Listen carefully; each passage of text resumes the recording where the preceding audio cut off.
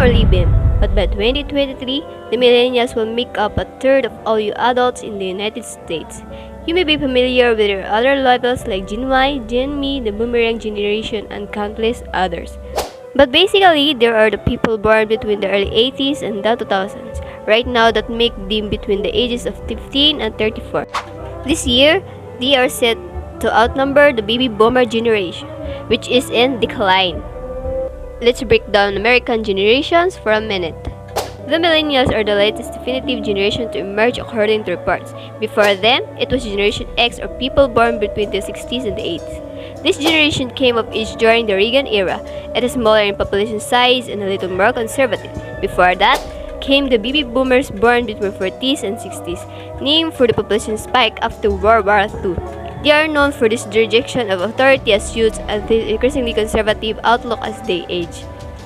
Before them, it was the silent generation whose members grew up during hard times like Depression and McCarthy. Then, taking us back to the early 1900s, the greatest generation is known for fighting the Nazis and boosting U.S. economy. But coming back to the present, this year is the beginning of the age of the millennials. The Brookings Institution estimates that by 2025, they will make up about 75% of the workforce. Their influence is already changing the landscape of political and business world. What are millennials known for? Their defining characteristics according to the White House are exposure to the internet during formative years, more education and racial diversity than ever before, and opportunity coming of age during a recession.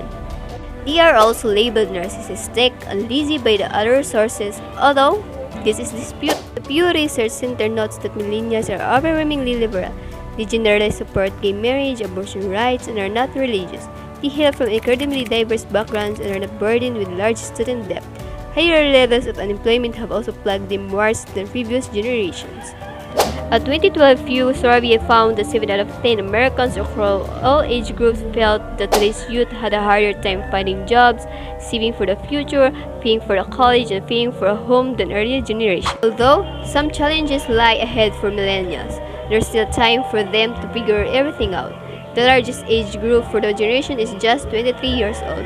With about 80 million strong, they are poised to have a huge effect on the direction of the United States and the world in years to come. Millennials are more familiar with student loan debt than any generation before them. Millennials also were born into a technological world and came of age in the new millennium.